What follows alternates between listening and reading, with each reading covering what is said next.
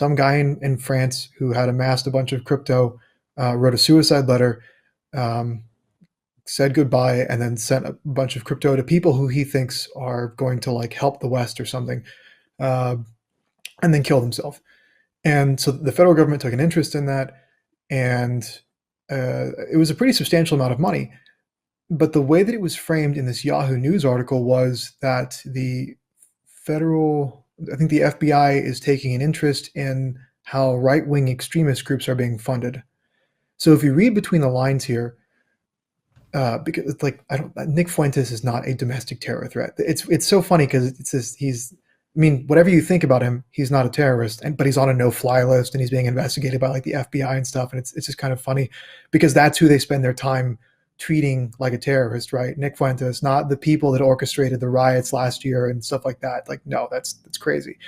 But again, if you read between the lines, what you're hearing is that the FBI, the feds, are looking for an excuse to basically gain more control over and, I guess, basically neutralize the threat of something like cryptocurrency by associating it with extremism. That if you can tie it to something like white supremacy, or like, well, there's no justification not to give the feds more control over this, right? If it's related to something like extremism, then certainly we have to just give it up and surrender the basis of a currency that is beyond the reach of a centralized government. So I think this is really interesting, this development and this kind of row that's happening between the federal government, or between governments, between the state and between crypto. And I think you're going to see it continue to be framed like this. Like, we need to crush cryptocurrency because it's funding mean white extremists and white supremacists, which I think, if you haven't figured it out by now, for your viewers, I think the whole white supremacy, white extremism thing is it's a scarecrow. Like, they use it to justify more funding for the CDC, or to justify the FBI kicking your door down because you said something on the internet that was mean. Right. Well, the FBI should be banging down my door any second, given all the mean things I like to say on the internet. In fact, the cops did come to my house. Actually, what am I talking about? The goddamn cops did come to my house over a tweet. One night at 11:30 at night, after I'm already in bed and my kids are asleep, I hear on my door, bang, bang, bang, bang, bang, bang, bang, bang, bang. I'm like, man, this better be the frickin' cops banging like that. Well, guess what? It was two detectives, 11:30 at night.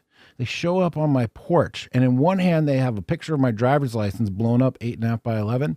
In the other hand, they have a tweet of mine, Jack Murphy Live, blown up 8.5 by 11. And they're like, what did you mean by these words? What did you mean by these tweets? I was like, what are you guys here for? What are you here for? Like, we're here for the tweets, man. We're here for the tweets.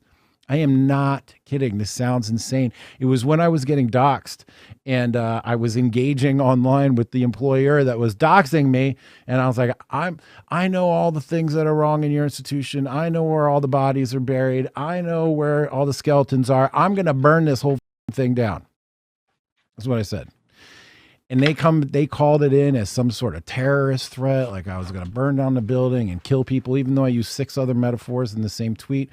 Cops are banging on my door. Boom, boom, boom, boom, boom. Kids are scared upstairs. That's America for you guys. You send a tweet that you don't like, and they send armed men to your door in the middle of the night. I'm not even lying. I wish I was making this crap up. White supremacy is terrorism. This is the last thing we're going to talk about. Jordan, do you, sir, and I ask this of everybody, do you have any evidence that white supremacy is the #1 terrorist threat facing America today?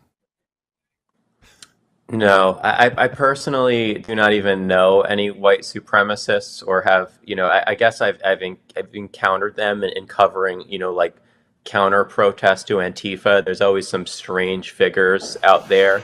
I think it's a very small movement in the United States of genuinely bad people, but in terms of like a terrorist threat, I don't see evidence for that whatsoever. There's a lot of different types of terrorist threats. Unfortunately, the FBI considers any Trump supporter at this point to be a terrorist threat. I don't know if people are aware of this, but basically, like, every federal special agent in the government has been assigned a Trump supporter from the January 6th event. So that's who they view as a terrorist, and it's very scary for that mindset to be upholded within the federal government. But in terms of white supremacy is a real problem in the United States.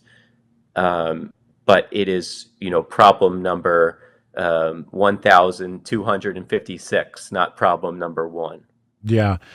Crazy to think what would have happened to me had I gone from the speech on January 6th at the Washington Monument down the mall to the Capitol. Halfway down, I was like, you know what? I got a bad feeling about this. I'm not going down there. Thank God I did not go down there, because who knows what kind of problems I'd be having today. Unfortunately, all these other folks are. Julie Kelly was on the show recently, outlined all of the issues that have been going on. Kash Patel was on the show recently. I asked him the same question I asked you, Pedro. I'm going to ask you as well, so we can wrap this up, because I want to keep hammering this home. Pedro, do you have any evidence that white supremacy is the top terrorist threat facing America today? No, and if it was, then I'd know it's such a, not that you're asking a dumb question, but the question itself in the abstract is so stupid to me that I can't believe. I actually don't even spend any time trying to debunk it, because it's so dumb. I just try to show how it's being used as an excuse to do all these different things, whether it is like what Jordan described, where you have federal agents who are using it as an excuse to surveil you more. There's a story recently about the U.S. Postal Service. Apparently they have a police force, and you worry about postmen reading your mail, right? Well, apparently the post office is not just reading your mail; they're also checking out your social media for any offensive tweets that might betray some form of extremism that we're discussing. The military has also gone all in on this. I have friends who are in the military, and they're told me about the trainings, the anti-extremism trainings that they've attended. Basically, they just describe, ironically, the kind of people that would want to join the military, people who are like patriotic, people who support Trump, people with identifiably conservative views. It's like, when you hear this stuff, it's like, wait, aren't these the people that you would want in the military? But basically, any kind of indication that you're a Trump supporter is an indicator that you're kind of on the doorstep of becoming an extremist, according to the military.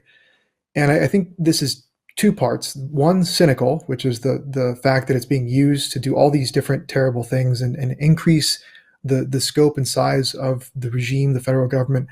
And on the other hand, I think it is actually a kind of, we like to talk about the separation of church and state in the United States.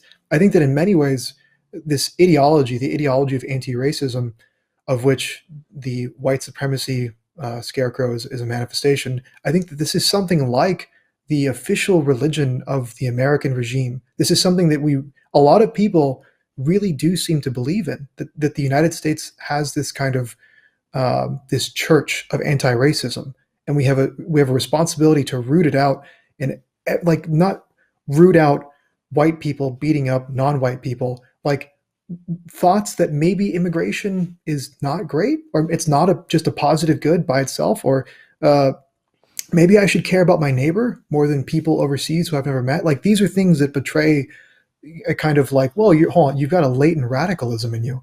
And it really seems like this is actually a kind of dogma.